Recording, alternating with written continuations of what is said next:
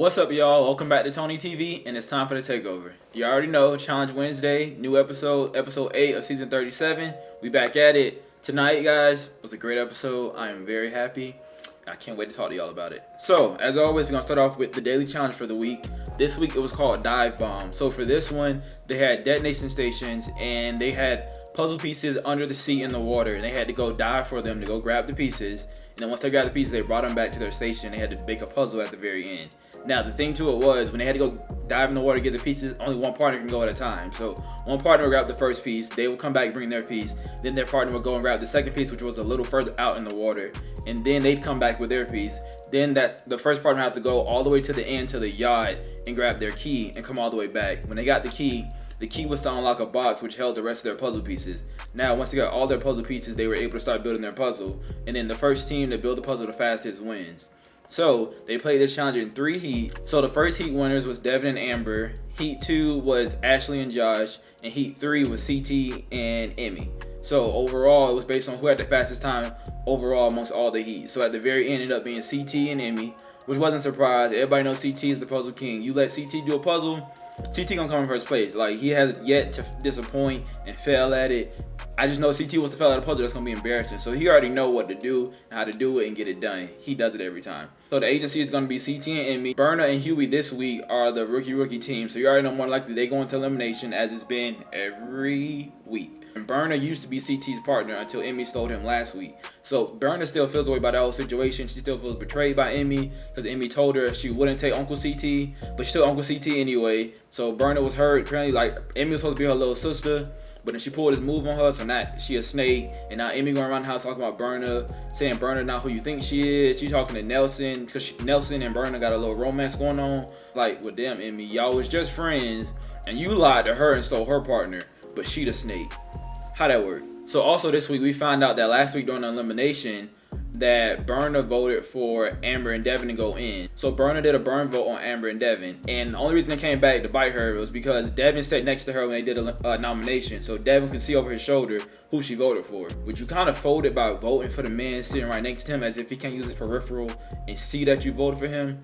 Not a smart move. But Amber's like, oh, this was a personal attack against her. She doesn't like that. So now she wants to go on elimination herself to take Berna out because she doesn't like Berna. Amber getting on my nerves, but we'll talk about that in a second when we get there. As always, it's rookies against rookies in elimination. So you have Jeremiah for the guys who hasn't gone in yet. And then you have Priscilla and Bettina for the girls who haven't gone in yet. So it's already kind of in the air that they're going to be the ones to go on elimination. But Amber's paired up with Jeremiah right now. So she's like, if Jeremiah's going to go down, I want to go down with him, take out Berna myself, and I can still keep Jeremiah as a partner more than likely.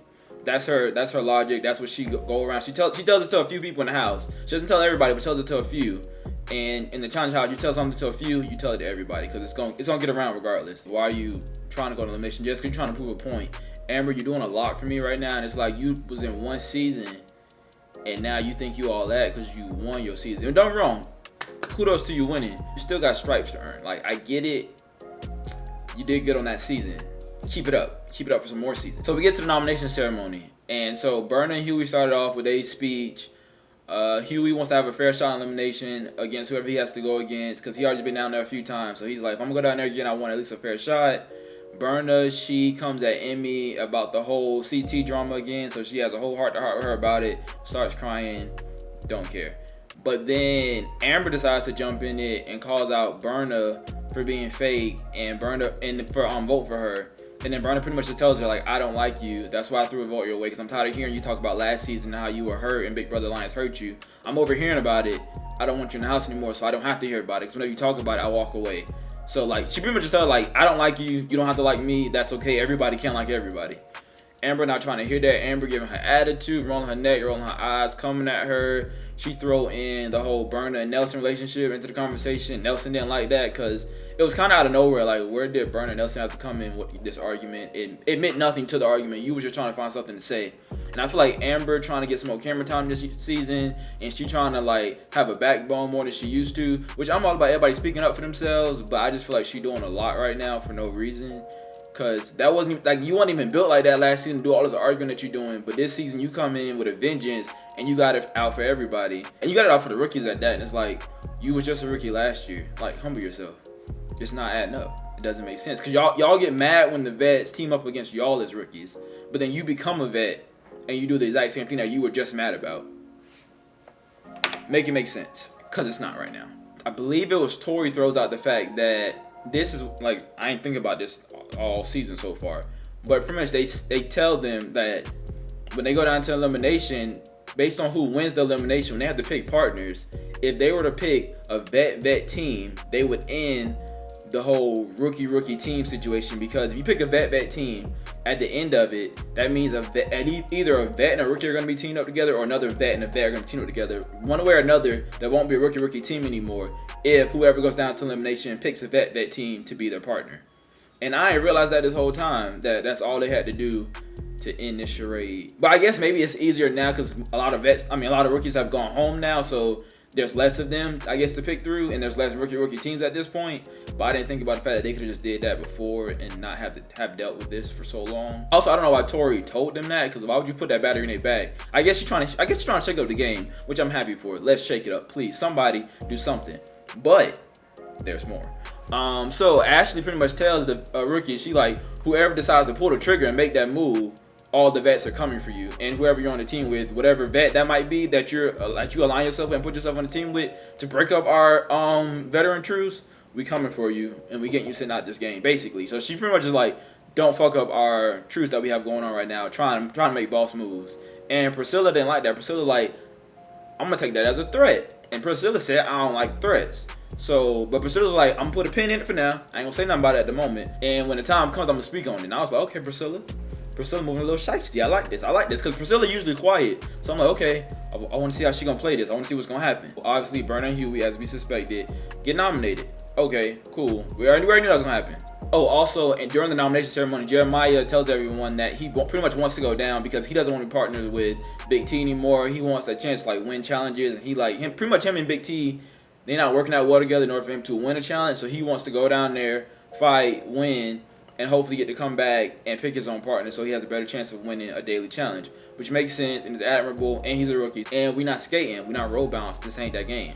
So yeah, so everybody's happy he want to do that. So then we get to the elimination ceremony, and we get down there, we got Burner and Huey, and then the agency, which is CT and me, have to pick 2 people to go in. So they pick, for the guys, they picked Jeremiah because he volunteered, and then for the girls, they ended up picking Priscilla.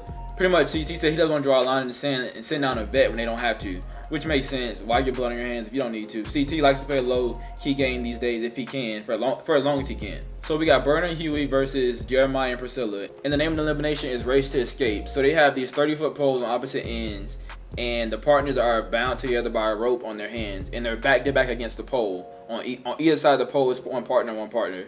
And the goal is for them to make their way to the top of the 30-foot pole. And at the top of the 30-foot pole is going to be a blade. And when they get to that blade, they have to they take their rope and they have to cut the rope until it breaks. And then they slide down the zip line to win the elimination. So it's like, okay, pretty simple of a elimination. Not too crazy. It pretty much just takes communication and teamwork and to figure out your pacing to get up there. Because they have like little like steps on the pole that they can put their foot placement in to make their way up. So it's like, okay, it makes sense. So TJ, blow the horn, it's time for the challenge. So you already hear out the gate, Priscilla and Jeremiah, they already saying left, right, slow and steady, making their way up. Cool, calm, collected, no problems, no issues. Then we get to Burner and Huey. It's not going too well at the moment. Burner's making her way up. You know, Burner do this. She was like aerobic. I don't know. I think Burner said she was in clown school or something like that. So she good at like the heights and all that kind of maneuvering and stuff like that. She good. She said she climbed trees a lot. So, you know, she was built for this basically. Huey, on the hand, was not built for this at all. So, you know, they trying to make their way up there. Burner like here, Huey here. Instead of them being neck and neck going up the sides, no, they looking like this, a little slanted, struggling. Then we come to find out the problem is Huey's ass. And like I told you on a few videos ago, Huey has butt injection, so you know his butt real big, and the big butt failed him for I guess the first time in his life because his butt is in the way of the pole. Like his butt is hitting on the pole too much to where he can't get a good foot placement on the pole at the same time because the butt too big. His feet can't reach back to sit inside the foot placement.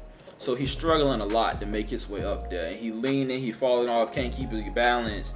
It's a lot, it's a mess. But on the other side, Priscilla and Jeremiah still going strong. They made their way all the way to the top. Now it's time for them to, saw that rope. It's taking them a while. I'm getting a little scared, getting a little nervous. I'm like, come on, y'all, please make something shake, make it happen. Now, by the time they still trying to make something shake, make it happen, Burn and Huey, I guess, figure out the ass situation. They get up there too. So now they both up there, sawing away. I'm like, Priscilla, Jeremiah, you was up there first. Please don't fail me now. So Priscilla and Jeremiah, they ended up breaking that rope first, slid down that zip line, and they won for the week. I was like, finally, the black people get to stay. Finally. Because every other elimination, we was getting sent home. So I'm like, this got to be the one. It was the one. I was excited. But I was mad to see Huey and Burn go because I really liked them. They was cool competitors. Huey was hilarious this season. I hope he come back some more so I can see him play. And hopefully he get the ass reduced just a little bit so he has less problems in future challenges. But we'll see. Now, as always at the end, once we get the winners of the elimination, they have to pick new partners. Priscilla said she's going to take note of what Ashley said to her. So she's pretty much, Priscilla said that it was a threat that was given out during the nomination ceremony, and she don't take threats lightly. So she was like, she about to shake shit up and let the games begin. I was like, okay, let's go, let's get it. So Priscilla ends up choosing Josh, who was on a team with Ashley, which was a vet team. So now Priscilla and Josh are partners. So at this point, the veteran truth's gonna be off because no matter how the teams go, there will be no rookie team. So at that point, so we got Priscilla and Josh, and then Jeremiah picks Tori. So then Nelson and Big T become partners, and Ashley and Ed become partners. So now every team at least has one veteran on it. So the rookie situation, the veteran truths, all that is dead, it's over. This was the last episode. We will be seeing that end as of right now. Now will it come back later? I don't know yet. We're gonna figure it out. We'll get there when we get there. But for right now, the truce is off. I'm excited. That means next week the game finna heat up. It's gonna go down with the vets because they're gonna have to decide who they want to send in to go into elimination because they have no choice but to go down there and compete. So it's gonna be interesting because I want to see which side of the house, which alliances are stronger than whose, and who's gonna pull the first trigger on who and make it happen. Like what we finna do? Shout out to Priscilla. I didn't know she had it in her. I didn't think she moved like that. I didn't think she was gonna pull a boss move like that, but she pulled a boss move on a boss like Ash. Ashley hot. She says she's gonna come after Priscilla, which I'm not surprised. But Ashley, hopefully, whenever you pull that trigger on Priscilla, you don't miss and you get her sent home. But for right now, Priscilla's the boss, and I'm excited. I can't wait to see what happens next week. It's gonna be a good week. I can already feel it. It's gonna be a great week. But yeah, I'm gonna catch y'all next week with the next review. Make sure you like, comment, subscribe, and we back at it.